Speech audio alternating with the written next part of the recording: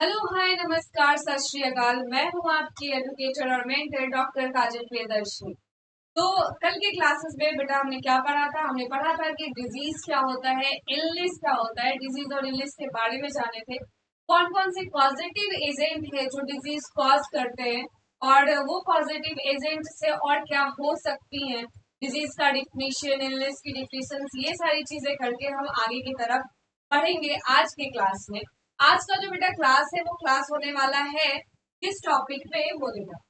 वो जो टॉपिक है बेटा वो है इन्फेक्शन, संक्रमण। ठीक है, इन्फेक्शन संक्रमण, इस वर्ड से आप लोग बहुत ज्यादा ही भली भांति परिचित होंगे और अच्छे से इस वर्ड्स को जानते हैं। क्यों जानते हैं? क्योंकि अभी तुरंत हम सबके लाइफ में 2-4 साल पहले एक बहुत बड़ा वंडर आया था। वो था क्या? कोरोना वायरस, जो संक्रमण करने वाला, संक्रमण फैलाने वाला वायरस था, जिसकी वजह से बहुत ही त्रासदी हुई थी। तो संक्रमण और इन्फेक्शन के बारे में जब हम लोग पढ़ेंगे बेटा, तो हम ये पढ़ेंगे कि इन्फेक्शन कैसे फैलता है, क्या होता है। ये सारी चीजें हम इस क्लास में पढ़ते हुए आगे की तरफ बढ़ेंगे। तो बेटा शुरू करते हैं। फिर से मैं वही कहूंगी, कॉपी लो, पेन लो, ध्यान से क्लास करो, चीजें समझते जाओ। टाइम बहुत कम है आपके पास। बार बार आप वीडियो को वापस जाके नहीं देख सकते हो, और बार बार चीजों को दोबारा करोगे उसमें टाइम बहुत आपका लैप्स होगा। तो इससे अच्छा है कि आप एक बार में चीजों को समझो, लिखो और नोट्स भी बनाओ। साथ साथ बाद में, जैसे पिछले क्लास में मैंने आपको पीवाई क्यू दिया था, इस क्लास में भी आपको पीवाई क्यू मिलेगा।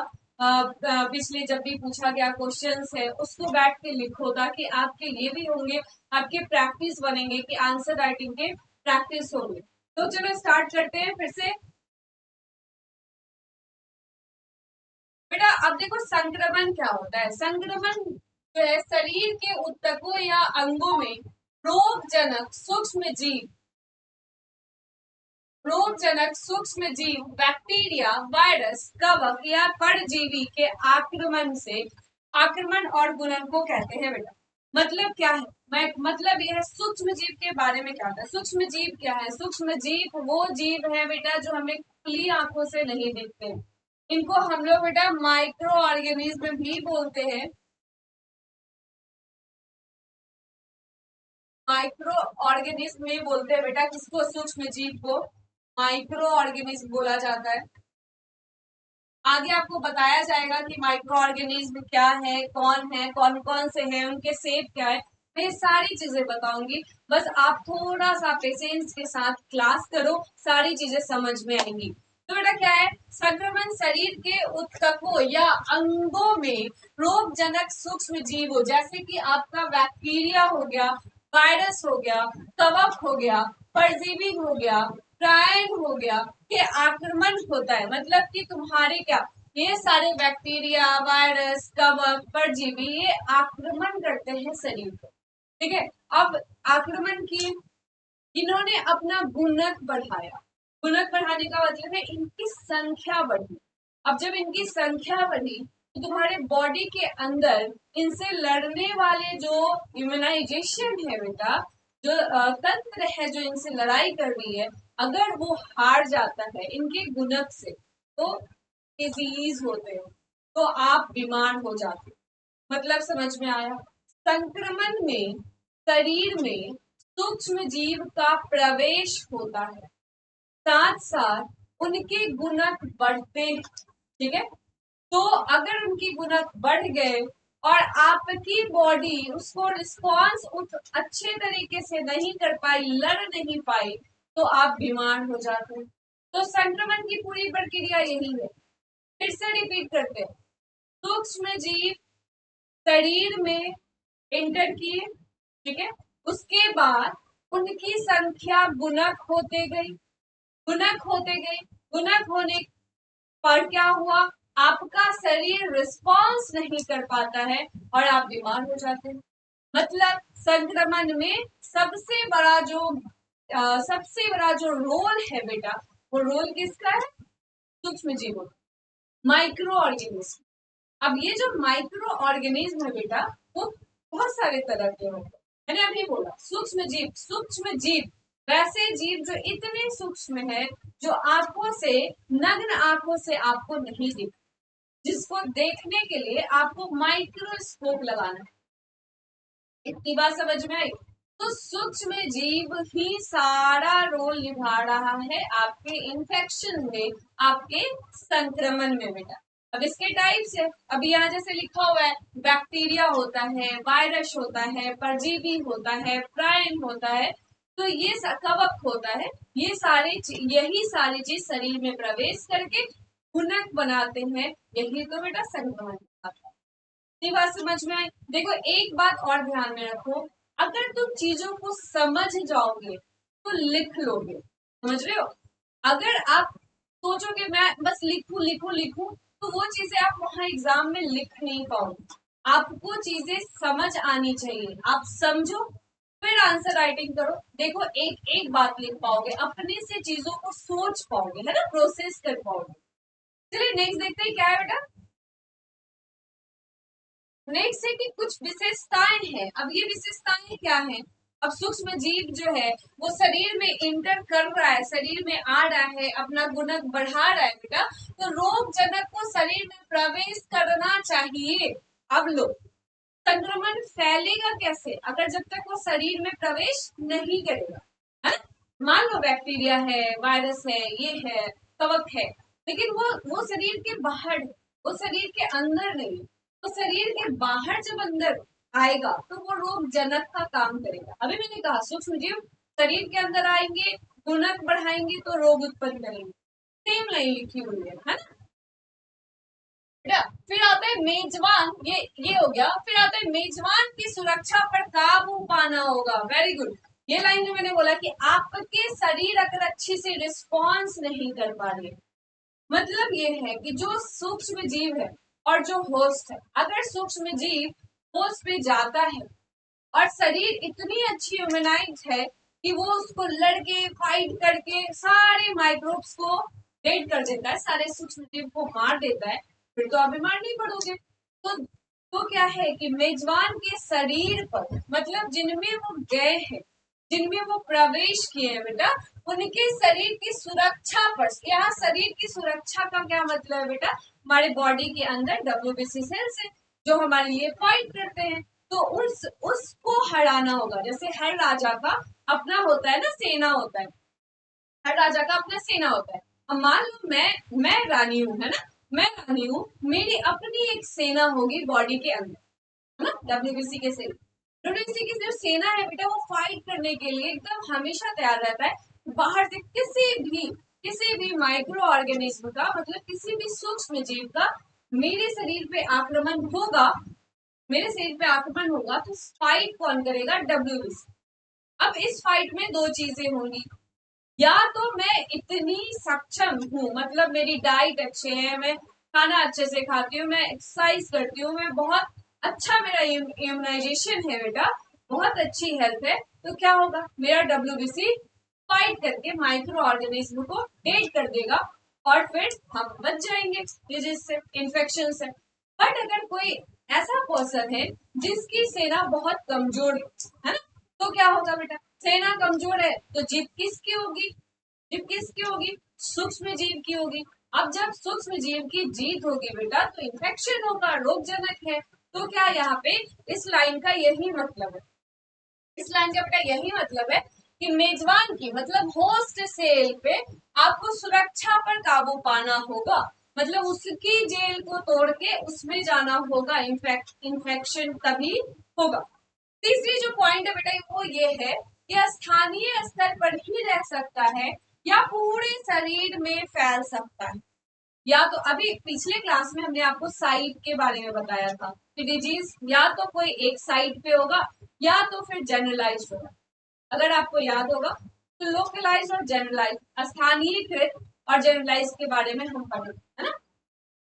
जब हम बेटा वो पढ़ रहे थे तो हमने देखा था कि या तो एक किसी पॉइंट पे होगा या तो होल बॉडी में होगा। उसी तरीके से बेटा इन्फेक्शन की भी यही बात है।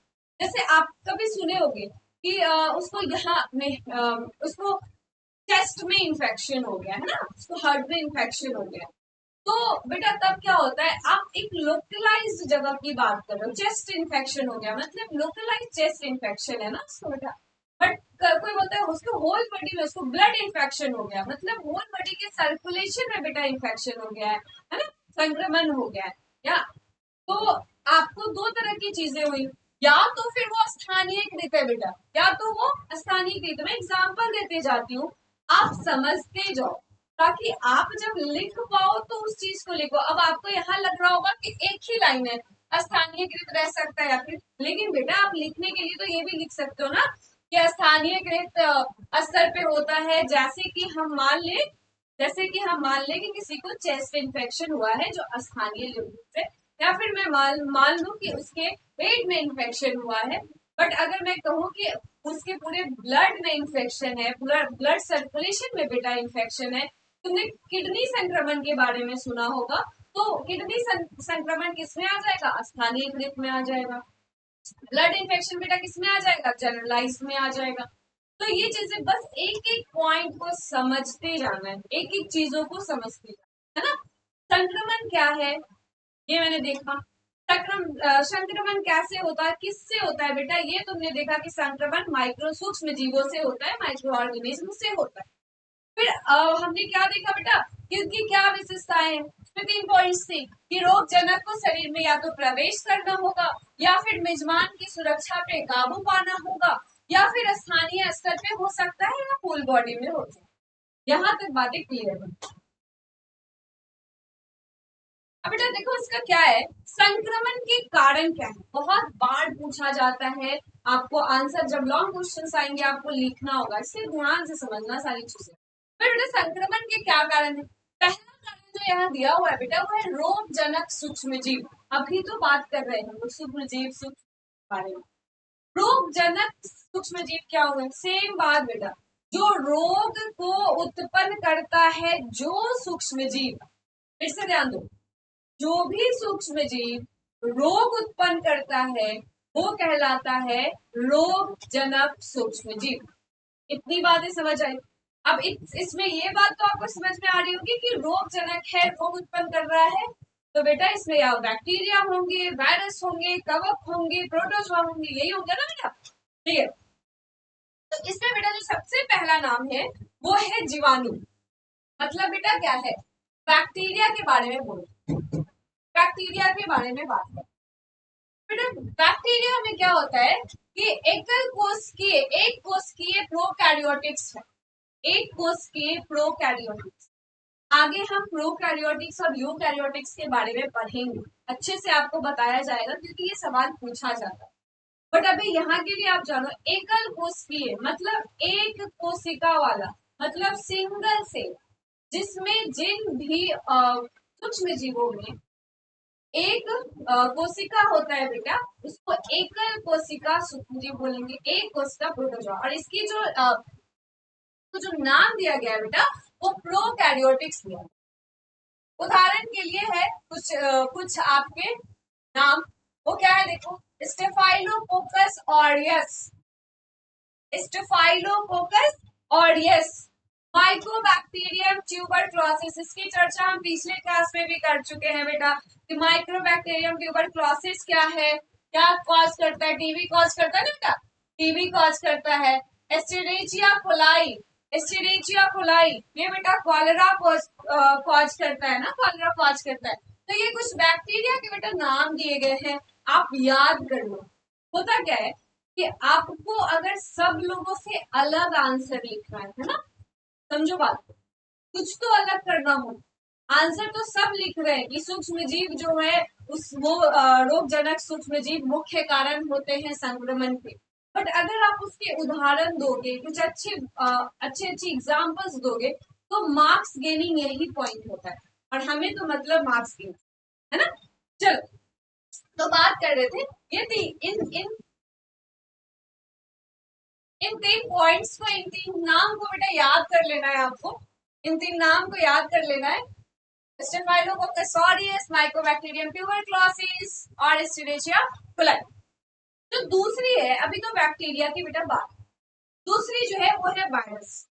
वायरस भी आपको अच्छे तरीके से पता है ये बात कि वायरस क्या है, वायरस क्या है बेटा, सूक्ष्म जीव है, वो भी नहीं दिखता हमें क्लियर। अब ये निर्जीव वर्ड लिखा हुआ है यहाँ पे, निर्जीव वर्ड लिखा हुआ है। अब बोलो ये कैसे, बेटा ये शरीर से बाहर निर्जीव रहता है, इसको जब शरीर के अंदर एक होस्ट मिलता है बेटा, तब ये जाके सजीव हो जाता है।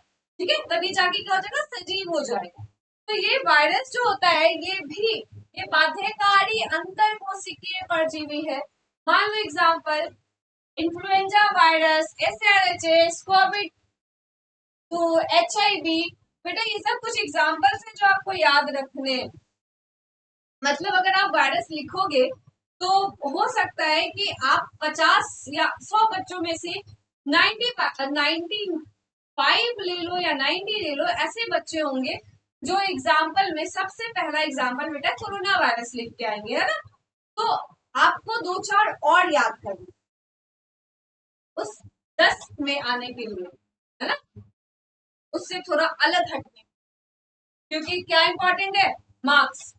तो आपको कुछ एग्जाम, जैसे इन्फ्लुएंजा वायरस है बेटा, HIV है, ये सारे वायरस हैं जो संक्रमण कॉज करते हैं। ठीक है, चलिए नेक्स्ट है बेटा कवक। कवक क्या है, यूकैरियोटिक जीव है। अब आपको लग रहा होगा ये प्रोकैरियोटिक और यूकैरियोटिक क्या है। एक संक्षेप में यहाँ बात कर लेते हैं, उसके बाद बेटा फिर बाद में अच्छे तरीके से देखते हैं। यूकैरियोटिक जो होता है बेटा, यूकैरियोटिक जो होता है वो सिंगल सेल नहीं होता है, ध्यान में रखिए। प्रोकैरियोटिक सिंगल सेल होता है, तभी यहाँ एकल कोशिकीय लिखा हुआ है। और प्रोकैरियोटिक क्या होता है, बहुकोशिकीय होता है, वो सिंगल सेल बेटा नहीं होता। याद करने के लिए अगर मैं कहूँ आपको, तो आप P से पुअर और P से प्रोकैरियोटिक याद कर सकते। मतलब ऐसी कोशिका जो गरीब है, उसके कोशिकीय कंपोनेंट है बेटा, वो बहुत नहीं है, बहुत सारी चीजें उसमें एब्सेंट है ना, तो वो क्या कहलाती है, प्रोकैरियोटिक। यूकैरियोटिक जो होती है बेटा, उसके पास अपना DNA है, अपना राइबोसोम है, अपना माइटोकॉन्ड्रिया है, वो पूरा हेल्दी एकदम से बड़ा पूरा सा, वो हमारा क्या है, यूकैरियोटिक। ठीक है, अभी बस इतना देखते रहो। तो यूकैरियोटिक जो होता है वो कवक होता है बेटा। उदाहरण के लिए मैं फिर से उदाहरण पे आपको ज्यादा जोर दूंगी, कैंडिडा एल्बिकेंस, एस्परजिलस, डर्मेटोफाइट्स, ये 3 आपके एग्जांपल्स हैं। अब आते हैं परजीवी। परजीवी मतलब प्रोटोजोआ या हेलमिंथ आते हैं। उदाहरण के लिए मलेरिया पैदा करने वाले प्लाज्मोडियम एसपीपी या एस्केरेसिस लैम्ब्रिकॉइड्स। अब देखो अब क्या बात हुई पिछले क्लास, इसीलिए मैं कहती हूँ कि आप एक ही क्लास करोगे ना तो ज्यादा अच्छा होगा, कि आप समझ पाओगे, चीजों को प्रोसेस कर पाओगे बेटा, है ना। अब आपको लग रहा होगा कि ये क्या है ना। तो हमने बात किया था बेटा कि प्रोटोजोआ जैसे मलेरिया कौन करता है बेटा, प्लाज्मोडियम मलेरिया कॉज करता है। ठीक है, लेप्रोसिस कौन करता है, प्लाज्मोडियम लेप्री कॉज करता है। तो ये चीज आपको एग्जाम्पल्स में लिखने हैं। संक्रमण के कारण में जो कारण आपका रोगजनक जीवाणु है बेटा, उसके एग्जाम्पल्स भी आप साथ साथ आपको लिखना है। ठीक है, जिसमें जीवाणु है, वायरस है, कवक है, परजीवी है। अच्छा, एक और बेटा छूट रहा है, वो है प्रायन, जो कि संक्रामक प्रोटीन होता है। उसके दुर्लभ ये बहुत कम दुर्लभ, बहुत सा सिंगल सा ऐसा स्ट्रक्चर होता है बेटा, सिंगल स्ट्रक्चर होता है, बहुत ही छोटा होता है। ठीक है, उसके बाद ये ये तुम्हारा क्या करता है, ये क्या करता है, ये भी संक्रमण कॉज करता है बेटा, है ना। चलो दूसरा आगे हम देखते हैं। दूसरा जो है बेटा वो है योगदान देने वाले या पूर्वाग्रह क्या क्या कारक है। मतलब कौन कौन से ऐसे कारक है बेटा जो पहले से मतलब आपके संक्रमण में या तो योगदान दे रहे हैं, या फिर पहले से अगर वो चीजें नहीं है तो संक्रमण होने के चांसेस बढ़ जाएंगे, है ना। चलिए बेटा, जो पहला कारक है वो है मेजबान कारक, है ना। मेजबान कारक कमजोर प्रतीक्षा प्रणाली। मेजबान यहाँ कौन है बेटा, मेजबान यहाँ वो व्यक्ति है जिसको संक्रमण हो रही, ध्यान से सुनिए। मेजबान वर्ड में जब भी बोलूंगी तो वो होस्ट के लिए, वो होस्ट के लिए होगा। होस्ट मतलब है जिसको संक्रमण हो रहा है। हमने पहले ही ये चर्चा कर चुके हैं हम लोग कि प्रतिरक्षा प्रणाली इम्यूनाइजेशन के बारे में, प्रतिरक्षा प्रणाली इम्यूनाइजेशन के बारे में कि अगर जैसे मैंने एग्जांपल दिया कि कोई कहीं का राजा है तो वो अपने सैनिक तैयार रखता है ना बेटा, वैसे ही हमारे शरीर में वो चीज, अगर हमारी प्रतिरक्षा प्रणाली ही बेटा कमजोर है, प्रतिरक्षा प्रणाली ही कमजोर है तो रोग होने के चांसेस तो ज्यादा होंगे। अभी जैसे हमने एग्जाम्पल में देखा कि सूक्ष्म जीव फाइट करेंगे, हमारा प्रतिरक्षा प्रणाली को हराएंगे और वो संक्रमण करेंगे। तो मेजबान कारक जो है बेटा, वो सबसे बड़ा कारक क्या है, कमजोर अगर प्रतिरक्षा प्रणाली है तब। अब एग्जाम्पल HIV, एड्स, मधुमेह, कैंसर, वृद्धावस्था, टिश्यू, प्रतिरक्षा दमनकारी दवाई। चलिए अब हम क्या देखेंगे, मेजबान कारक में जो प्रतिरक्षा प्रणाली है, प्रतिरक्षा प्रणाली जो बेटा है वो कमजोर होने के कई कारण हैं।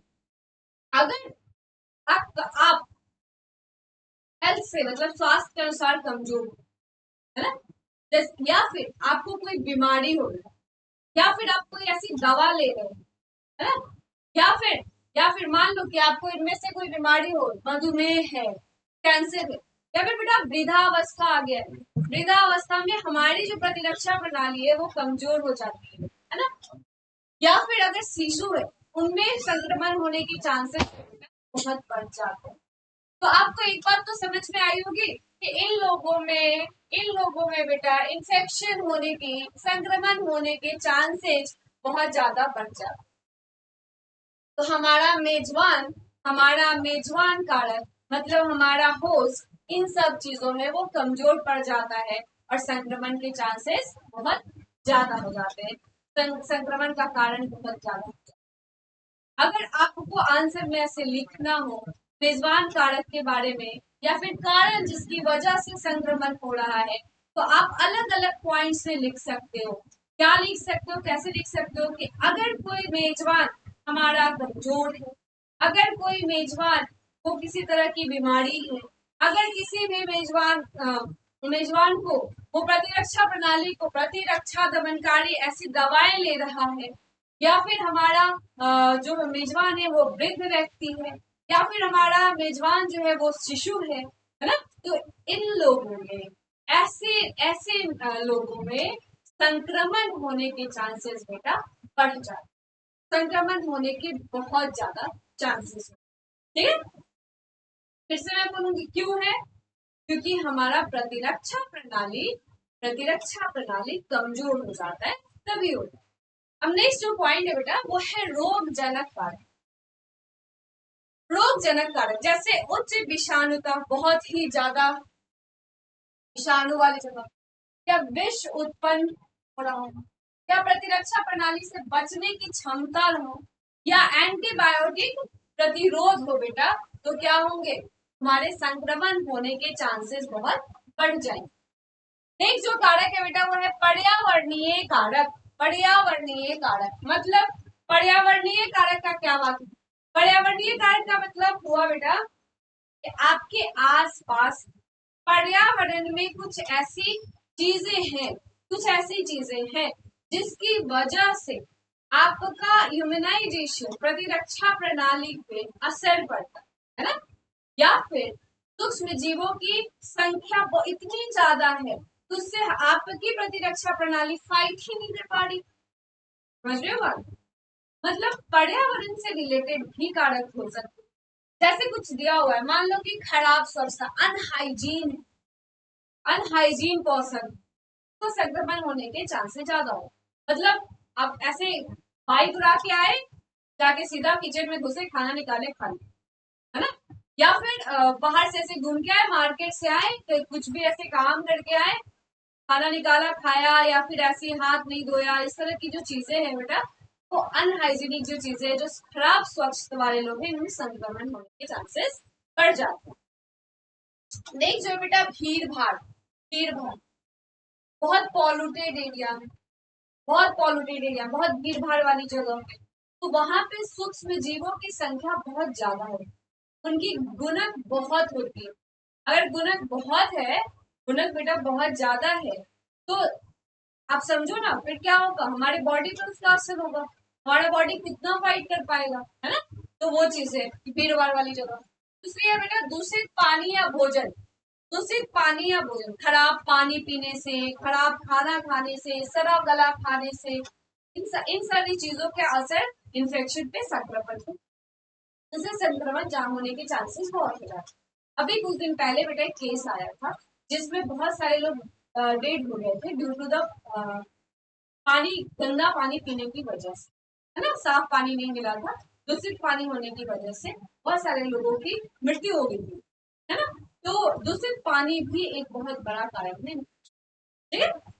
आपने हैजा के बारे में सुना होगा, है ना, हैजा के बारे में सुना होगा बेटा, या फिर ऐसे बहुत सारी बीमारियां, आपने कोरोना में भी ये देखा है कि अगर हम स्वच्छ नहीं रह रहे थे, अगर हमारा हाइजीन खराब हो रहा था, हमारी स्वच्छता अच्छे से नहीं रह रही थी, तो संक्रमण हो रहा था, एक से दूसरे में फैल रहा था, और फैल रहा था ना बेटा। तो यही चीजें तो समझनी है। दूसरी है बेटा खराब वेंटिलेशन। यहाँ वेंटिलेशन का क्या मतलब, अगर आपके आस पास ऐसी जगह है जहाँ बंद पड़ी, जहाँ पे वायु का आवागमन नहीं, अगर वायु का आवागमन ही नहीं तो वायु में संचलन नहीं हो रहा है, तो जो चीजें, जो माइक्रोब्स यहाँ पनप रहे हैं बेटा, वो यही तो है, कहीं गए ही नहीं है। वो अगर गए नहीं है तो उनकी गुणक बढ़ रही है, उनकी गुणक बढ़ रही है तो वो क्या होगा, आपके शरीर में जाएगा और वो आपको खराब करेगा, आपको संक्रमण। तो एक जो है मेन कारण ये भी है कि खराब वेंटिलेशन, ठीक है। अब अगर बेटा अन्य कारण के बारे में देखेंगे तो खुला घाव, शरीर में लगाए गए उपकरण जैसे कैथेटर, वेंटिलेटर, तो बेटा कैथेटर हो गया या फिर तुम्हारा वेंटिलेटर हो गया, ये तुम जब हॉस्पिटल में जाओगे तो इन चीजों के बारे में देखो, खासकर संक्रमण जो है बहुत हॉस्पिटल में बेटा बहुत ज्यादा फैलता है। क्यों फैलता है क्योंकि हम सब जानते हैं अच्छे से कि वहां पे माइक्रोब सूक्ष्म जीवों की संख्या बहुत ज्यादा होती है, बहुत सारे इन्फेक्शन वहां पे जो कारक है बेटा, पर्यावरणीय कारक भी बहुत सारा काम कर रहा होता है, जैसे स्वच्छता है बेटा, भीड़ भाड़ है ना, ये सारी चीजें भी काम कर रही होती है। साथ साथ में ये भी कह सकती हूँ कि रोगजनक कारक भी हॉस्पिटल में काम कर रहा होता है, क्योंकि वहां विषाणुता का ज्यादा पनपता है ना बेटा, या पनपता है। एक दूसरी चीज है कि वहां पे जो है वहां पेशेंट्स है बेटा, मतलब ऑलरेडी उनकी प्रतिरक्षा प्रणाली कमजोर है, वो खुद ही लड़ रहे हैं किसी और बीमारी से, उसके बाद एक दूसरा माइक्रो सूक्ष्म जीव आके फिर से लड़ना शुरू कर देता है। तो वही चीज है, एक आदमी किस किस से लड़े, है ना, वैसे ही एक हमारा WBC बेचारा किस किस से लड़े तो बाहर जाता है, सिंपल सा बात है। सेम चीज यहाँ हो, हॉस्पिटल वाले खुला घाव, हम कहते हैं ना, हम लोग कहते हैं ना घाव, अरे घाव खुली हुई मत रखो, क्यों नहीं रखो, क्योंकि घाव अगर बेटा खुली हुई है तो क्या होगा, खुली हुई है उस पे धूल मिट्टी और ये जो कारक है वो उस पे जाएंगे, मल्टीप्लीकेशन करेंगे और वो इन्वेजेशन, और क्या होगा वो और ज्यादा फैल जाएगा। तो यहाँ पे इसमें हमने देखा बेटा कि कुछ मेजबान कारक है, कुछ रोगजनक कारक है, कुछ पर्यावरणीय कारक है, और जो अन्य कारक है उसके बारे में भी हमने देखा। अब आगे देखते हैं बेटा, पोर्टल ऑफ एंट्री, प्रवेश द्वार। अभी तक हम ये देख रहे थे बेटा, हम लोग ये देख रहे थे अभी तक कि कैसे सूक्ष्म जीव संक्रमण फैलाते हैं। फिर हमने देखा कि सूक्ष्म जीव को संक्रमण फैलाने के लिए क्या क्या करना होगा, है ना, जैसे शरीर में जाना होगा, मेजबान से लड़ना होगा, है ना। फिर हमने देखा बेटा कि उसके क्या क्या कारक है, सूक्ष्म जीव संक्रमण के क्या क्या कारक है, हमने ये भी देखा। अब जो हमारा है बेटा नेक्स्ट है वह पोर्टल ऑफ एंट्री क्या है, मतलब प्रवेश द्वार क्या है। तो कौन कौन सा द्वार है जिससे हमारा सूक्ष्म जीव हमारे शरीर के अंदर जा सकते, है ना। How pathogens enter the body, संक्रमण फैलाने के लिए, संक्रमण फैलाने के लिए रोगाणुओं को विशिष्ट द्वारों के माध्यम से प्रवेश करना आवश्यक, मतलब एंट्री के लिए कुछ तो, मतलब मान लो कि कोई कहीं पे अभी, कोई कहीं पे, जैसे मैंने कहा कि मान लो कि मैं रानी हूँ, मेरी अपनी एक सेना है, कोई दूसरा राज्य का कोई भी आके हमला करता है, तो बेटा हमला करने के लिए उसे मेरे प्रवेश द्वार तक तो पहुंचना होगा, तो मेरे किले तक तो पहुंचना होगा। तो वो जो किला का वो जो प्रवेश द्वार है बॉडी का, वो कौन कौन सा है, उसके बारे में हम देखते हैं। पहला जो है बेटा वो है श्वसन तंत्र, मतलब सांस लेना, जिसके अंदर आता है बेटा नाक, मुंह और फेफड़ा। उदाहरण के लिए टीबी और एल्कोहल। मतलब क्या है, श्वसन तंत्र में या सांस लेने से जो इन्फेक्शन हुई है, सांस के द्वारा जो सूक्ष्म जीव अंदर गए, उनसे जो संक्रमण हुआ है, उसके बारे में हम देखेंगे, जिसका कुछ एग्जाम्पल दिया हुआ है बेटा, जैसे टीबी हो गया, इन्फ्लुएंजा हो गया, ये सारे सूक्ष्मजीव संक्रमण, सूक्ष्मजीव संक्रमण है बेटा, जो श्वसन तंत्र के द्वारा उनको जो द्वार मिला है, वो द्वार कौन सा है बेटा, श्वसन तंत्र द्वार। दूसरा जो है बेटा वह है पाचन तंत्र। पाचन तंत्र मुंह से लेकर आंत तक के पाचन तंत्र बेटा, शुरू बिगनिंग कहाँ से है, माउथ से, लास्ट आंत तक की बात जाती है, डाइजेशन का पूरा वो तंत्र है बेटा, है ना। उदाहरण के लिए साल्मोनेला हेपेटाइटिस, ठीक है, तो उसको कहाँ से मिली बेटा, उसको द्वार कहाँ मिला, उसको द्वार बेटा मुंह मिला, माउथ मिला, है ना, उसकी द्वार जो है माउथ मिला। तो हमने अभी तक दो द्वारों के बारे में पढ़ा है, श्वसन तंत्र के बारे में पढ़ा है, पाचन तंत्र के बारे में पढ़ा है। तीसरा जो है बेटा वो जननांग मूत्र मार्ग है। जननांग मूत्र मार्ग मतलब क्या, रिप्रोडक्टिव, जनन अंग के द्वारा, जनन अंग के द्वार के द्वारा, है ना। जैसे मूत्र में संक्रमण, आप सबने अपनी लाइफ में यूटीआई सुना होगा बेटा, यूटीआई सुना होगा ना, मतलब यूट्रस इन्फेक्शन हो जाता है, ठीक है, उसमें उसके बाद बेटा गोनोरिया हो गया, गोनोरिया हो गया, तो इसकी जो इसके संक्रमण की जो द्वार है बेटा, इन दोनों बीमारियों की संक्रमण की जो द्वार है वो जननांग मूत्र मार्ग है। इन दोनों बीमारियों की जो संक्रमण के द्वार है, सॉरी, इनके जो संक्रमण का द्वार है बेटा वो पाचन तंत्र है, इनके संक्रमण का जो द्वार है बेटा वो श्वसन तंत्र है। अभी तक हमने देखा तीन तीन ऐसे द्वार हमने देखे हैं जिससे संक्रमण होने के चांसेस बेटा बढ़ जाते। नेक्स्ट है बेटा त्वचा या श्वसन झिल्ली, ठीक है, मतलब त्वचा के द्वारा, स्किन के द्वारा अगर उसको द्वार मिल रहा है ना, तो क्या कहलाएगा, उस संक्रमण वहीं से होना शुरू हो जाएगा। जैसे टूट जा रहा है, बिखर जा रहा है, तुम्हें चोट लग जा रही है, तुम्हें छिल जा रहा है, तो अगर स्किन बेटा, त्वचा तुम्हारी छिल जा रही है ना, छिल जा रही है, क्या संक्रमण होने के चांसेस क्या होंगे, बढ़ गए ना। अभी बताया था खुले घाव वाला एग्जाम्पल, है ना, टूटना, कटना, खरोच लगना, जैसे उदाहरण के लिए टीटनेस हो गया या घाव में संक्रमण हो गया, तो इनको जो बेटा द्वार मिला वो कौन सा मिला, त्वचा और श्लेष्म झिल्ली का द्वार मिला। नेक्स्ट है बेटा पैरेंटरल, सुई काटने या आघात के माध्यम से सीधा इंजेक्शन, ठीक है।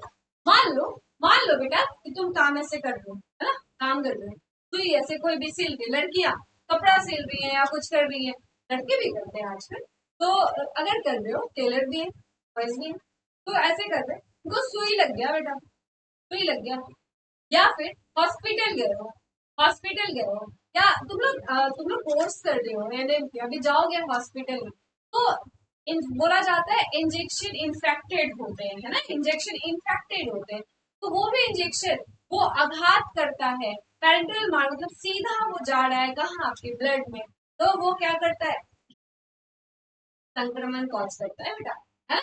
तो एक जो तीसरा और फिफ्थ जो है वो पैरेंटल मार्ग। नेक्स्ट जो है बेटा वो प्लेसेंटा के माध्यम से संक्रमण फैलता है।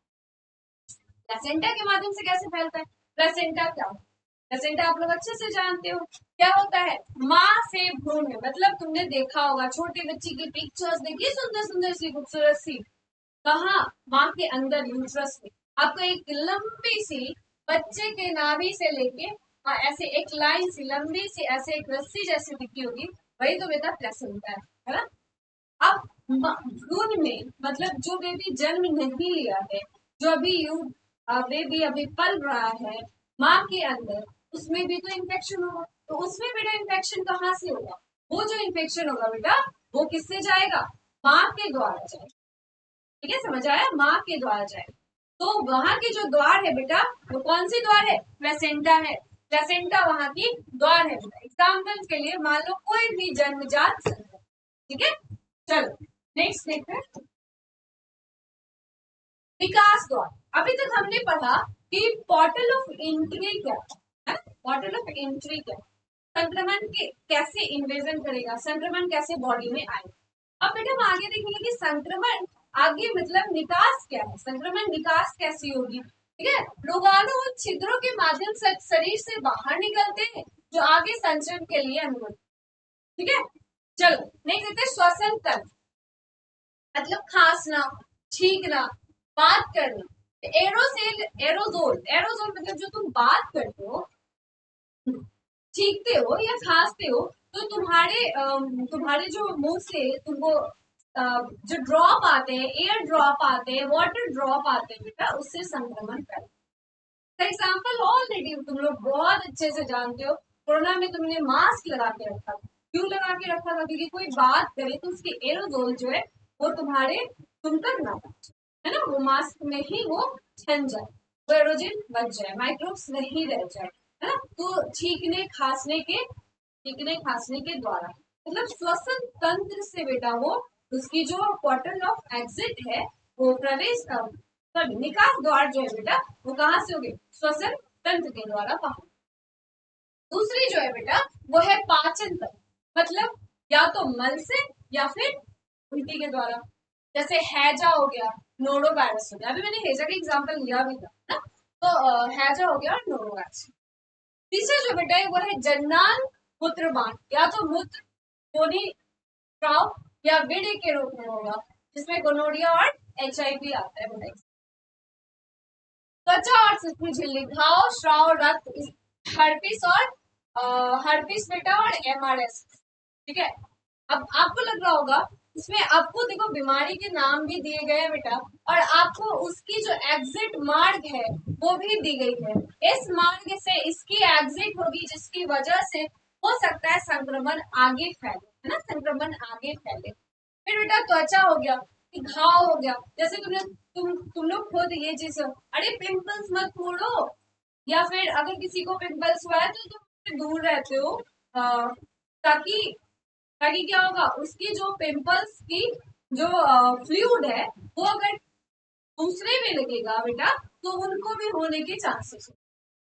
येलो वाले घाव से तो तुम लोग सब पर है ना, तो अगर कोई उसका फ्लूइड निकल रहा होता है, आपसे स्पष्ट निकल रहा होता है बेटा, तो तुम लोग उससे दूरी बनाते कि अरे मेरे को भी इन्फेक्शन हो जाएगा, मेरे को भी घाव हो जाएगा, बस कर, ऐसा करते हो ना तुम लोग, है ना। तो मतलब तुम्हें पता है कि संक्रमण कैसे फैलता है ना, बस उसे लिखने की जरूरत है, जो ऐसे लिखती। ठीक है, चलो नेक्स्ट जो है बेटा वो है रक्त। सेम चीज मैं बोलूंगी, सेम चीज बोलूंगी, ब्लड के द्वारा संक्रमण इन्फेक्शन कैसे फैलता है अच्छे से जानते हो, अच्छे से तुम लोग जानते हो, हेपेटाइटिस के बारे में जानते हो कि सुई चुभ जाएगा तो नाम ये हो जाएगा, है ना, ये सबसे तुम लोग भली भांति परिचित हो। चलो नेक्स्ट बेटा, या स्तन का दूध या फिर आंसू, बहुत कम है आंसू से, बहुत ही एक्सटेंड भी मानो इसको। चलो स्तन का दूध से भी संक्रमण होने की चांसेस होता है। नेक्स्ट आते हैं संक्रमण का संचलन, ट्रांसमिशन ऑफ इन्फेक्शन कैसे होता है बेटा। ट्रांसमिशन ऑफ इन्फेक्शन या संक्रमण का संचलन का क्या मतलब अभी तक हम ये देख रहे थे संक्रमण क्या है, कैसे है, क्या होता है, किससे होता है, सारी चीजें हम देख चुके हैं। हम ये देख चुके हैं कि संक्रमण प्रवेश कैसे करेगा, संक्रमण निकास कैसे करेगा। बट प्रवेश और निकास संचलन का मतलब है बेटा कि फैलेगा, आगे ट्रांसमिट कैसे होगा, ट्रांसमिशन कैसे होगी इन्फेक्शन की। ट्रांसमिशन मतलब संचरण आगे, जैसे इस पर्सन से इस पर्सन में, इस पर्सन से इस पर्सन में, वो कैसे होगा, तो उसका हम आगे देखते हैं बेटा। रोगाणु एक मेजबान से दूसरे मेजबान तक कैसे पहुंचते, या तो निकास और प्रवेश द्वारों से।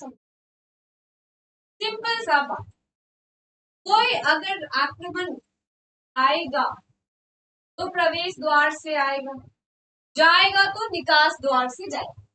इतनी बात तो समझ में आ गई। तो मतलब इसी दोनों से रिलेटेड होता है हमारा क्या, संचरण।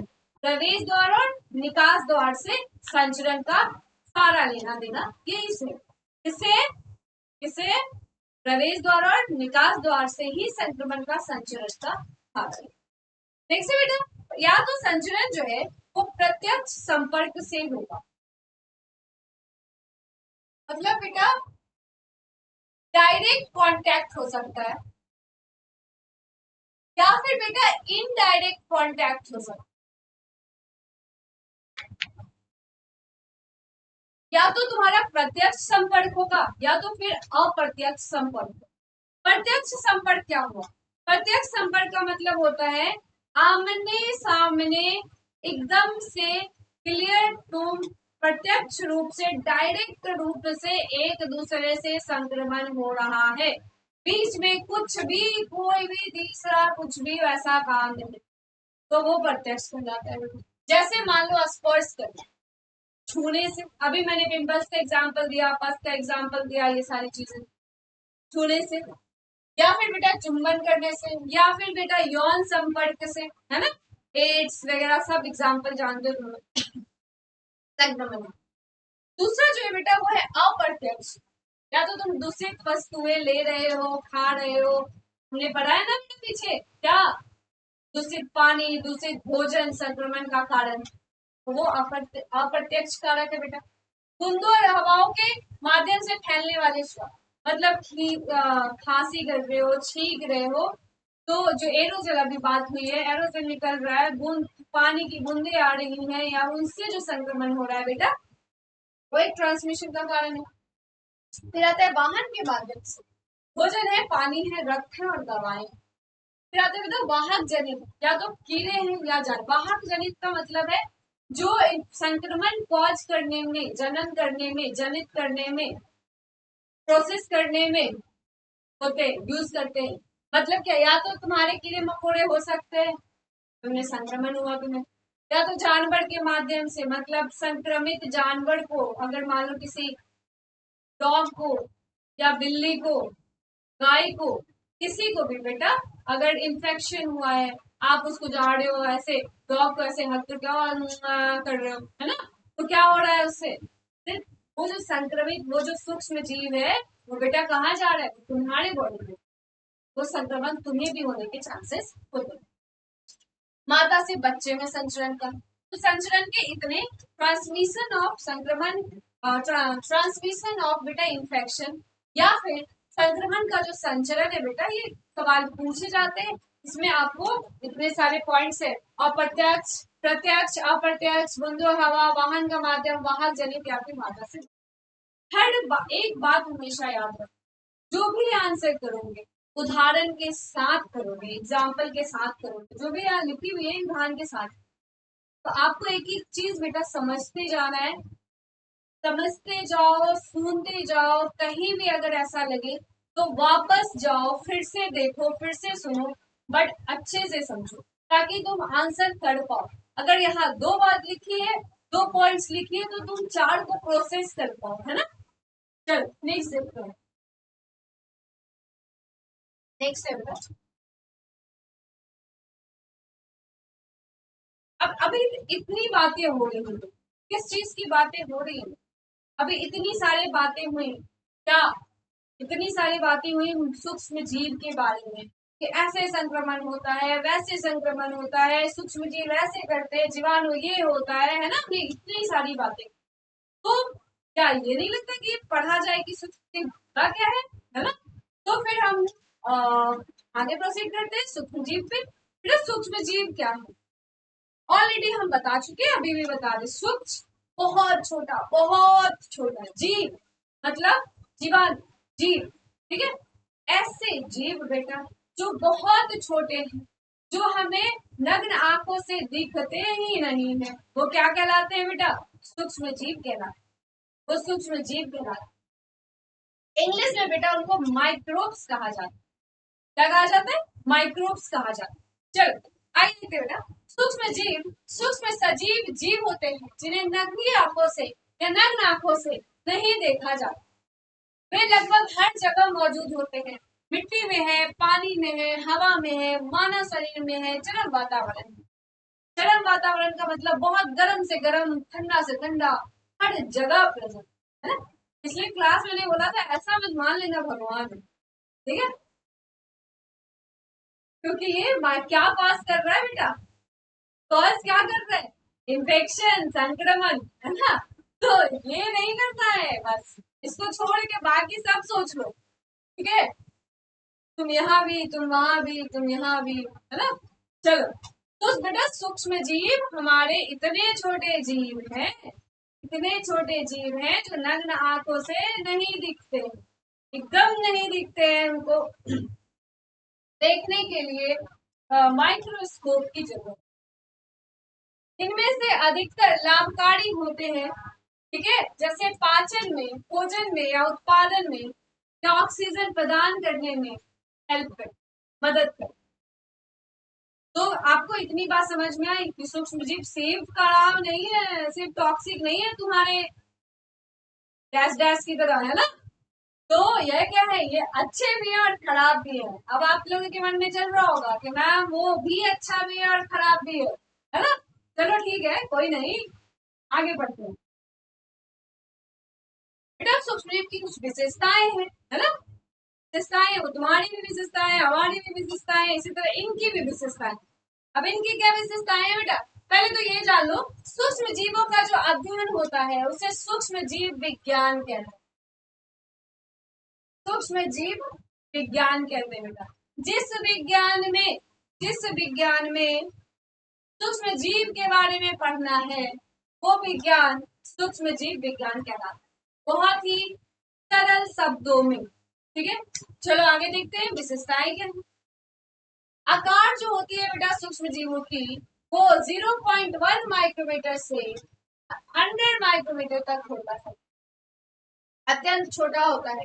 आकार देखो, संरचना जो है बेटा वो एक कोशिकीय हो सकता है या अकोशिकीय हो सकता है, ठीक है, या फिर बेटा कुछ समूह भी बना लेते हैं।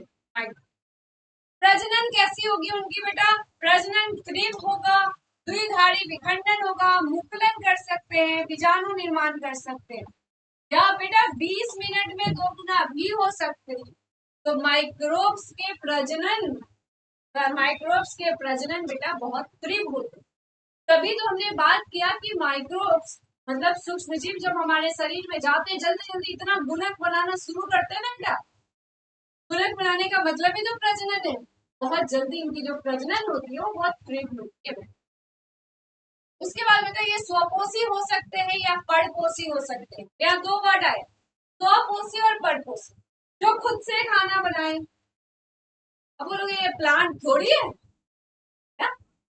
जो व्यवस्था खुद का कर रहा है ना, स्वपोषी है। परपोषी है जो जिसपे निर्भर है, वो परपोषी कहलाता है, ठीक है। बहुत सारे ऐसे माइक्रोब्स हैं जो बॉडी में, होस्ट के बॉडी में जाते हैं, वही रहते हैं, वही वहां चिल आउट करते हैं, हमारे बॉडी में प्रेजेंट है बेटा, चिल कर रहे हैं एकदम, एक कोक और एक चिप्स लेके बैठे बड़े, खा रहे पी रहे, है ना। तो मतलब कहने का मतलब ये है कि वो परपोषी है ना।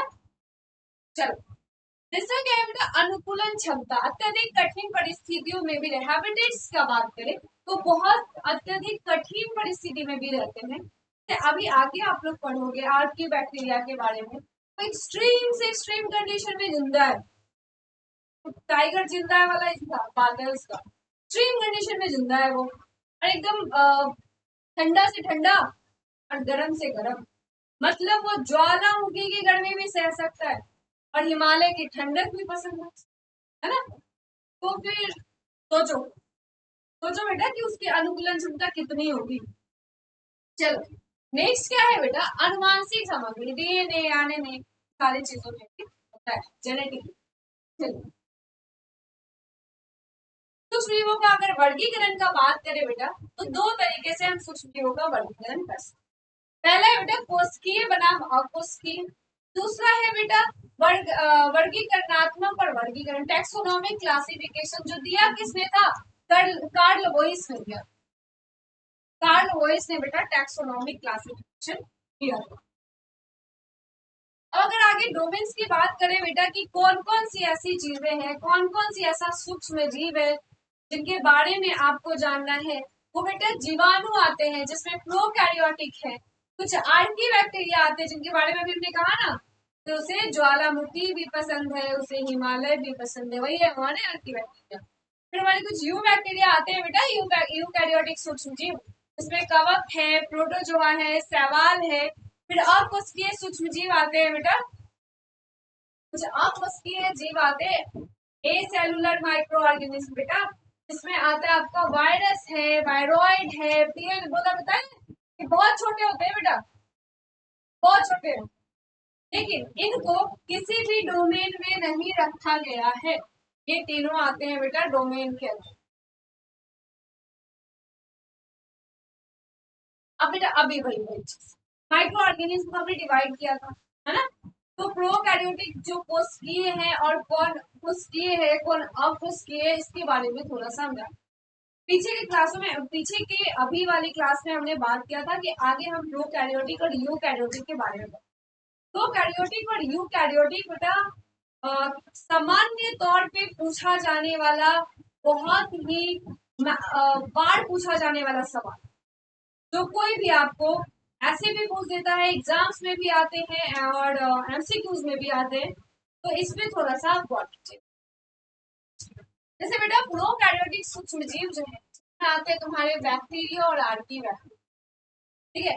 इसकी विशेषताएं क्या है बेटा, कोई भी वास्तविक नाभिक या झिल्ली क्या बंधक अंगक नहीं। मतलब क्या है, मतलब ये है कि इसके पास नाभिक भी नहीं है, इसके पास झिल्ली भी नहीं।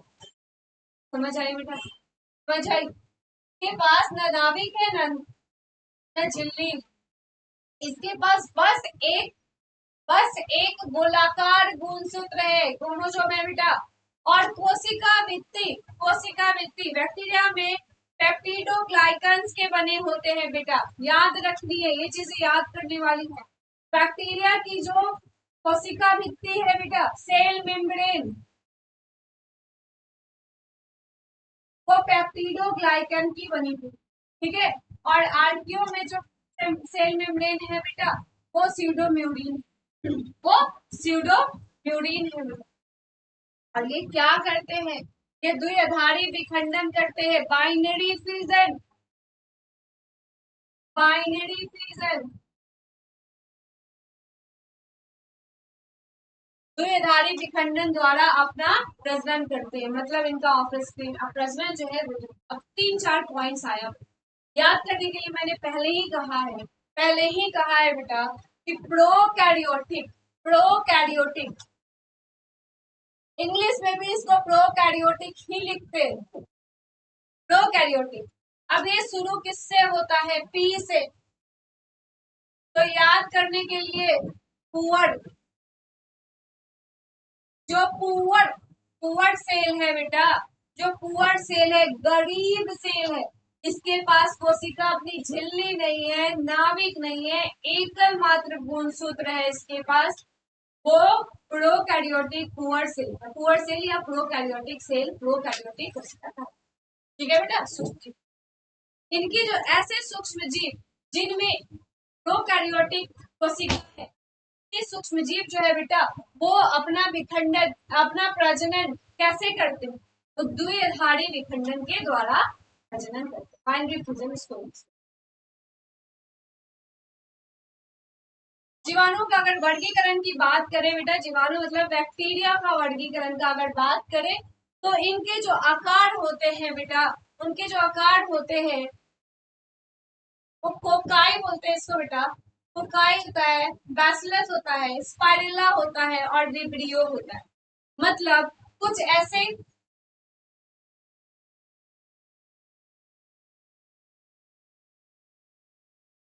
कुछ गोलाकार के होते हैं बेटा ऐसे कोकाई, कुछ स्पाइरल होते हैं ऐसे, ठीक है, कुछ बेटा विब्रियो कॉमा आकार के होते हैं ऐसे, है ना।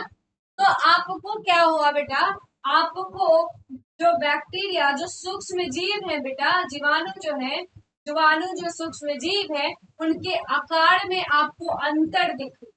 के आकार में क्या दिखेगा? अंतर दिखेगा। अब जो ये अंतर है बेटा, वो या तो गोलाकार हो सकते हैं, या फिर आपको स्पाइरल जैसा होंगे, है ना, स्पाइरल जानते हो ना, स्पाइरल जैसा होंगे, या फिर कॉमा शेप्ड के होंगे। आगे मैं पिक्चर्स को यहाँ देखो।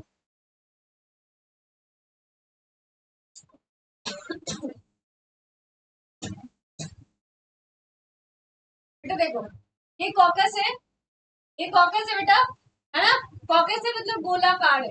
अब इसके भी अपनी टाइप है, मतलब एक अगर कॉकस होगा बेटा तो एक गोला होगा, है ना, दो कॉकस होगा, डिप्लो कॉकस बोलते हैं, दुई कॉकस बोलते हैं बेटा, वो दो ऐसे ऐसे गोला बनाया हुआ है। फिर ठीक है, उसके बाद स्टेफाइलो, अभी हमने एग्जांपल में देखा था स्टेफाइलोकोकस ऑरियस, स्टेफाइलोकोकस ऑरियस जो क्या कॉज कर रहा था ना, सूक्ष्म जीव था जो संक्रमण कॉज कर रहा था बेटा, उसकी जो संरचना होगी जो तुमको दिखेगी बेटा, वो ऐसी दिखेगी, ऐसे दिखेगी गोला गोला। स्ट्रेप्टोकोकस आपको ऐसा दिखेगा, चैन जैसा गोला में। टेट्राड मतलब चार ऐसे गोला, चार ऐसे गोला दिखेगा, है ना। उसी तरीके से बेटा बैसिलाई देखो कैसा दिखता है, बैसिलाई देखो टैबलेट जैसे होंगे, टैबलेट तुम लोग खाए हो ना, बहुत सारे टैबलेट्स, मार्क्स निकलेगा, कोई भी ऐसे टैबलेट्स आप लोग खाते हो तो टैबलेट जैसा बेटा ऐसे दो है, अगर दो ऐसे टैबलेट्स है बेटा, डाइक्लोबैसिलाई डाइक्लोबैसिलाई कहलाते हैं। अगर चैन जैसा होगा बेटा, चैन जैसा होगा तो तुम्हारे स्ट्रेप्टोबैसिलाई कहलाते हैं, स्ट्रेप्टोबैसिलस कहलाते हैं, और ऐसे लंबा लंबा होगा बेटा तो पैलिसेट्स है। ये जो चीजें हैं बेटा, ये तुम्हारे जीवाणु के आकार है, और वो जीवाणु जब संख्या में कैसे कैसे रहेंगे तो वो कैसा दिखेगा तुम्हें माइक्रोस्कोप में, वो चीजें यहाँ दिखाई। फिर से एक बार देखो,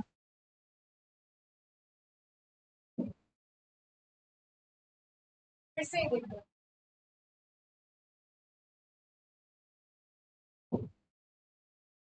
अगर सिंगल है बेटा, अगर सिंगल कोकल है तो तुमको एक गोला दिखेगा, दो कोकाई है दो गोला दिखेगा, अगर स्टेफाइलो कोकाई जैसा है तो आपको ऐसे गुच्छा जैसा दिखेगा, ग्रेप्स अंगूर के गुच्छे देखो ना वैसा दिखेगा। अगर चैन जैसा होगा बेटा तो स्ट्रेप्टो कोकाई होगा, और अगर ऐसे चार दिखेगा तो टेट्राकोकस।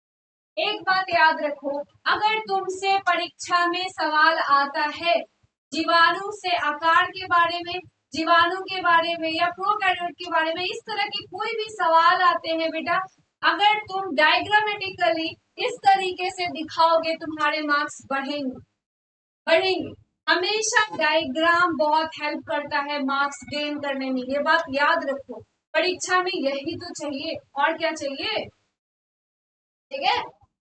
बैसिलाई बेटा टैबलेट जैसे दिख रहे हैं, एक है तो ऐसा है, दो है तो डाई दुई, दुई बैसिलस कहलाएंगे, दुई बैसिलस कहलाएंगे। चैन है स्ट्रेप्टो बैसिलस कहलाएंगे, चैन जैसा है स्ट्रेप्टो बैसिलस कहलाएंगे, और ऐसे लंबा लंबा सा है पैलिसेड कहलाएंगे बेटा, पैलिसेड्स कहलाएंगे। वैसे मैंने अभी कहा स्पाइरस, स्पाइरिला का अगर बात करेंगे बेटा, स्पाइरिला का बात करेंगे तो देखो, है ना, ऐसे ऐसे इसके भी टाइप है, जैसे देखो विब्रियो कैसे, कॉमा, विब्रियो कॉमा शेप्ड होता है।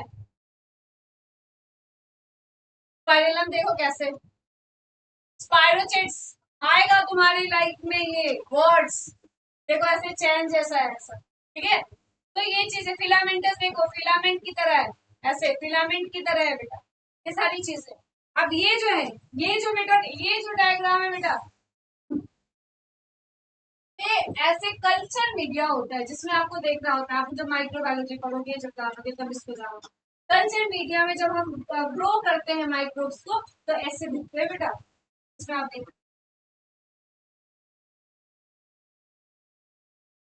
दूसरा है ग्राम स्टेनिंग, दूसरा है बेटा ग्राम स्टेनिंग। ग्राम स्टेनिंग क्या होता है, ग्राम स्टेनिंग क्या होता है, ग्राम पॉजिटिव होगा या ग्राम निगेटिव होगा, ग्राम या तो वैसे बैक्टीरिया होंगे जो ग्राम पॉजिटिव होंगे, या फिर वैसे बैक्टीरिया होंगे जो ग्राम निगेटिव होंगे। अब यहाँ एक और डायग्राम है, ग्राम पॉजिटिव वर्सेस ग्राम। अगर कोई ग्राम पॉजिटिव बैक्टीरिया है बेटा तो वो ऐसा दिखता है, ब्लू कलर में बैकग्राउंड ऐसा।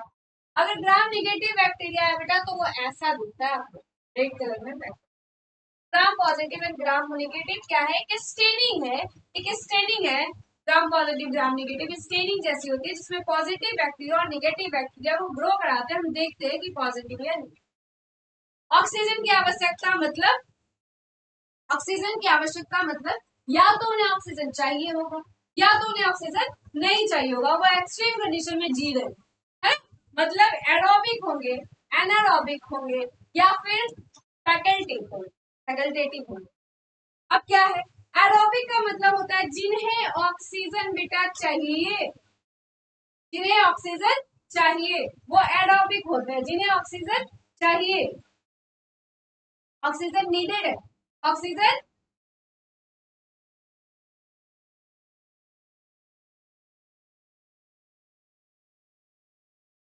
ऑक्सीजन बेटा नीडेड है, वो क्या कहलाते हैं, एरोबिक कहलाते हैं। एक बार और ध्यान दो, जिनको ऑक्सीजन चाहिए होता है, जिन भी सूक्ष्म जीव को ऑक्सीजन चाहिए होता है बेटा, वो एरोबिक कहलाते हैं, ए से शुरू होगा, एरोबिक कहलाते हैं, एरोबिक एरोबिक एरोबिक ऐसे, जिनको ऑक्सीजन चाहिए। जिनको ऑक्सीजन नहीं चाहिए वो एनारोबिक कहलाते हैं। नो वर्ड आएगा, नहीं नहीं, नो वर्ड आएगा, एनारोबिक कहलाएंगे। और जो एकदम मजे से, जिसको जो चाहिए ऑक्सीजन है तो भी जिंदा है, नहीं है तो भी जिंदा है, ये ऐसे जो बैक्टीरिया है, ऐसे जो सूक्ष्म जीव है बेटा, फैकल्टेटिव कहलाते हैं। ठीक है, फैकल्टेटिव कहलाते हैं। तो तीन चीजें हो गई, एरोबिक जिनको ऑक्सीजन चाहिए, जिनको नहीं चाहिए नो O2, और जिनको O2 है तो भी बल्ले बल्ले, नहीं है तो भी बल्ले बल्ले, ये हर चीज में बल्ले बल्ले। ठीक है, चलो तीसरी, नेक्स्ट जो है बेटा, नेक्स्ट जो है,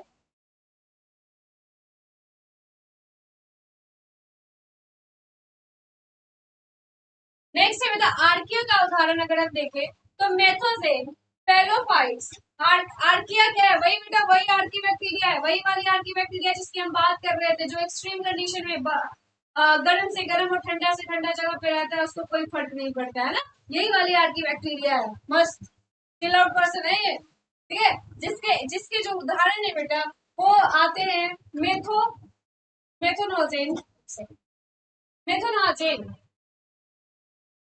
मेथोनोजेन। दूसरा है बेटा हेलोफाइट्स, और तीसरा है थर्मोफाइट्स। अब यहाँ से एक बात चीजें समझ में आ रही होंगी, कुछ तो थर्मो का बात हो रहा है। आप थर्मोकोट कब पहनते, जल्दी बताओ, थर्मोकोट कब पहनते, ठंडा वाले टाइम में, गर्मी वाले टाइम में, क्या करोगे तुम लोग बेटा। चलो, तो थर्मोफाइल, थर्मोफाइल्स है, हेलोफाइल्स है और मेथोजेन। दो बातें तो मैम आप बोलोगे कि मैम आपने दो बातें तो बताई कि वो गर्मी में सरवाइव कर सकता है, ठंडे में सरवाइव कर सकता है, पर ये क्या है, ये क्या है मेथोनोजेन। तो बेटा आर्की बैक्टीरिया जो है, वो जो रूमेंट्स होते हैं, रूमिनेंट्स होते हैं, मतलब वैसे पशु जो रूमिनेशन करते हैं, का मतलब जैसे गाय भैंस को तुमने देखा होगा, वो क्या करते हैं, खाना से पहले खा लेते हैं, अपने गर्स में जमा कर लेते हैं, फिर बैठते हैं एक तरफ और मजे से फिर से उसको निकालते हैं, और निकालने के बाद मुंह में लाके फिर से वो काउंट करते, काउंट करना कहते हैं गाँव देहात भाषा में गाँव, तो उसको रिमेनेशन कहते हैं। मतलब ऐसे पशु के रूमिनेंट्स में, डाइजेस्टिव सिस्टम में आर्की बैक्टीरिया प्रेजेंट है,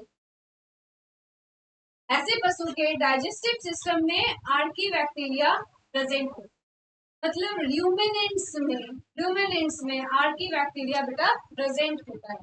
तो मैं अब मेथेनोजेन का उससे क्या लेना देना, तो जो उनका जो गोबर होता है बेटा, या वहां से जो मिथेन गैस होती है ना, मिथेन गैस होती, तो इसलिए यहाँ मिथेनोजेन वर्ड जो है वहीं से आया, आर्की बैक्टीरिया वहीं।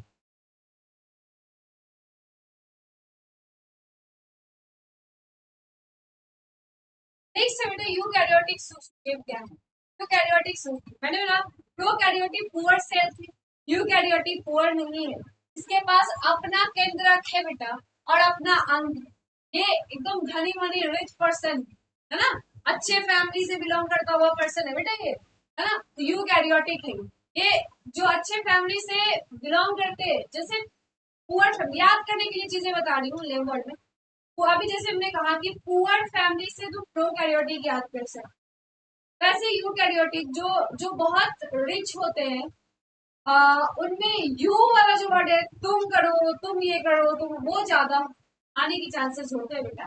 वो कहते नहीं है कि तुम्हारी हैसियत बता रही है, तुम्हारी अमीरी नहीं है वाली चीज, तो ऐसे याद कर सकते हो कि यूकैरियोटिक जो यू मतलब उसके पास सब है, यू ए यू तुम ये कर दो वाली चीज। तो यूकैरियोटिक के पास सारी चीजें हैं, वो केंद्रक है, अंगक है, ठीक है। ये पर्णपोषी होता है बेटा, पोषक तत्वों को अवशोषित करने वाला पर्णपोषी होता है, ठीक है। जैसे कि आपको ये फिगर दिख रहा होगा, ये मशरूम की फिगर है बेटा। आपको पता है मशरूम डेड एंड जो जो प्लांट्स है, डेड प्लांट्स है, उसके ऊपर आपको ऐसे दिखता होगा फिगर, आपने देखा भी होगा। ये सिम्बायोसिस करते हैं, है ना, दूसरे पे, दूसरे पोषक तत्वों पे, दूसरे पोषक तत्वों पे उनसे अपना पोषण लेते हैं बेटा, अवशोषित करते हैं, है ना। फिर आते काइटिन की कोशिका वृद्धि होती है। अभी हमने उसमें देखा, प्रोकैरियोटिक में देखा ना, वहाँ पेप्टिडोग्लाइकिन्स की बात हो रही थी। या कुछ या बहुत इंपॉर्टेंट याद करने की बातें होती है, ये सब जो है ना एमसीक्यू क्वेश्चन होता है, 2 स्टार एमसीक्यू क्वेश्चन। ये इसकी कोशिका वृद्धि बेटी काइटिन के बने होते हैं बेटा, है ना। बीजाणुओं द्वारा प्रजनन होता है, या तो लैंगिक प्रजनन होगा या फिर अलैंगिक प्रजनन होगा। अधिकतर बहुकोशिकीय होते हैं, ये बहुकोशिकीय ज्यादा होते हैं, है ना, बहुत सारा वाला है वो, अभी तो बोला मैंने इनके पास बहुत ही सब चीज है, बहुकोशिकीय ये होते हैं बेटा। और फिर आता है आपका कि एकल कोशिकीय भी हो सकते हैं, जैसे खमीर। एग्जाम्पल दिया हुआ है, एग्जाम्पल बेटा फफूंद है, जिस पर एस्परजिलस है, या पेनिसिलियम है। फिर बेटा खमीर है, ब्रेड और बेयर में प्रतीत होता है। फिर बेटा मशरूम है, ठीक है। ये सारे जो, ये सारे आपके बेटा, ये सारे क्या है आपके एग्जाम्पल्स है यूकैरियोटिक, एग्जाम्पल्स है बेटा यूकैरियोटिक। अब आता है, अब आता है बेटा प्रोटोजोआ और शैवाल। प्रोटोजोआ जो पशु जैसे जो जीव होते हैं, पशु जैसे जो जीव होते हैं उनकी अगर बात करें तो एकल कोशिकीय होता है और परकोशी होता है बेटा। फिर सीलिया और फ्लैजिला इसमें प्रेजेंट होता है। सीलिया और फ्लैजिला क्या करता है, सीलिया और फ्लैजिला बेटा कैप्चर, खाना कैप्चर, सीलिया मूवमेंट में काम है ना, फ्लैजिला का भी मूवमेंट में काम है। पैर तो है नहीं, तो वो सीलिया से चलेगा, सीलिया से अपना मूवमेंट करेगा। तो सीलिया से बेटा, जैसे मान लो पैरामीशियम, पैरामीशियम ऐसे स्ट्रक्चर ना पैरामीशियम, अब ऐसे इसमें सीलिया प्रेजेंट है।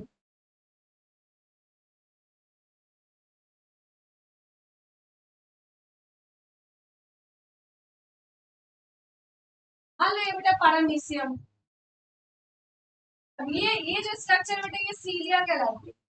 अब अगर कोई प्रे आता है ना, कोई उसका भोजन आता है, तो ये इसमें मूवमेंट के साथ साथ ये प्रे को कैप्चर करने में भी मदद करता है। ये सीलिया से मूव करेगा बेटा, ऐसे मूव करेगा। मान लो यहाँ कोई इसका खाना है, इसका शिकार यहाँ है ना, तो ये सीलिया से मूव करेगा, इसको अपने अंदर ऐसे खींचेगा, है ना, अपने अंदर खींचेगा, तो सीलिया के मूवमेंट से क्या होगा, इसको खाना मिलता है। जैसे उदाहरण में भी दिया हुआ है, अमीबा है, प्लाज्मोडियम है, जो प्लाज्मोडियम क्या करता है, मलेरिया कॉज करता है बेटा। या फिर पैरामीशियम, है ना, अभी पैरामीशियम का हमने आपको एग्जाम्पल। ठीक से बेटा सवाल जो पौधे के समान होते हैं, ये एक कोशिकीय या एक कोशिकीय या औपनिवेशिक होते हैं, और प्रकाश संश्लेषी होते हैं। प्रकाश संश्लेषी का मतलब है बेटा प्रकाश संश्लेषण की क्रिया करते हैं, है ना, प्रकाश संश्लेषण की क्रिया करते हैं। इनमें सेलुलोज की कोशिका वृद्धि होती है। इनकी जो कोशिका वृद्धि होती है, एक चीज देखो, एमसीक्यूज यही से तो बनेंगे, है ना। अभी हमने क्या पढ़ा था पिछले वाले स्लाइड, पहले हमने ये पढ़ा कि प्रोकैरियोटिक में जो कोशिका वृद्धि है वो किस चीज की बनी है बेटा, वो बनी है आपको पेप्टिडोग्लाइकेंस की। इसके पहले हमने पढ़ा कि यूकैरियोटिक में, ये देखो यूकैरियोटिक में ये काइटिन की बनी है कोशिका भित्ति। अगर हम बात सवाल की करेंगे बेटा तो यहाँ की जो कोशिका भित्ति बनी है वो सेल्यूलोज की बनी है। ठीक है, उदाहरण के लिए हम देखते हैं क्लमाइडोमोनास, डाइटम, ये सारे सारे क्या है, तो लाल ज्वार का कारण है कौन, डाइफ्लोफ्लैगस, डाइनोफ्लैगस। ठीक है, ये लाल ज्वार का कारण बनता है बेटा, रेड टाइड्स बोलते हैं इसको, रेड टाइड्स का कारण है ना, रेड टाइड्स का कारण।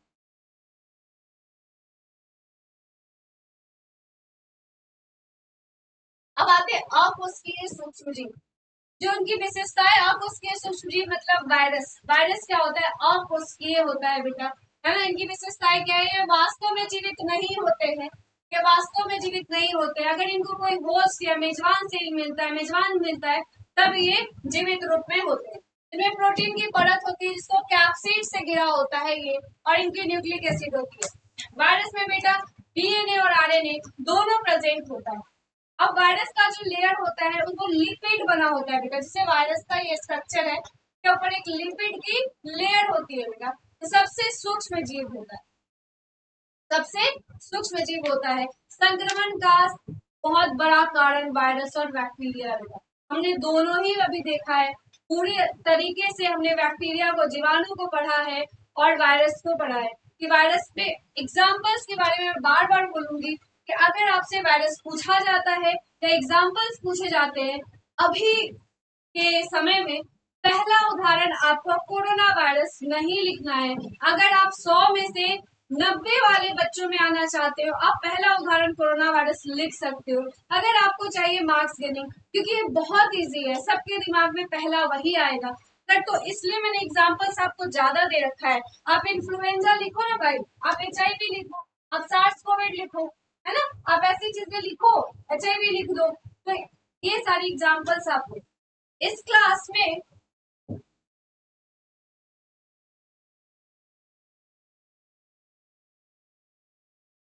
में हमने क्या देखा बेटा, इस क्लास में हमने देखा संक्रमण क्या होता है, संक्रमण कैसे फैलता है, बॉडी में संक्रमण कैसे होगा, संक्रमण के क्या क्या कारक है, संक्रमण की कौन कौन से स्टेज है, प्रत्यक्ष रूप क्या होता है, अप्रत्यक्ष रूप क्या होता है। साथ साथ हमने ये भी देखा सूक्ष्म जीव क्या होता है, सूक्ष्म जीव किसे कहते हैं, सूक्ष्म जीव विज्ञान किसे कहते हैं, और फिर प्रोकैरियोटिक क्या है, यूकैरियोटिक क्या है, शैवाल क्या है, कवक क्या है।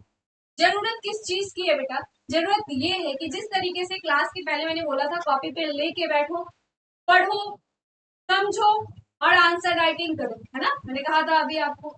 तो आपको फिर से अगर लगता है कि ये चीज समझ नहीं आई है, आप फिर से वीडियो देखो, फिर से समझो, जो नहीं समझ में आ रहा है कमेंट में डालो, हम उसका आंसर करेंगे, है ना। और ध्यान से लिखना है, आंसर खुद बनानी है। मैं बोल रही हूँ बात आप अगर 2 समझोगे तो 4 लिख सकते हो, बात समझो, समझने की क्षमता बढ़ानी है ना, फिर लिखने की क्षमता खुद ब खुद डेवलप हो।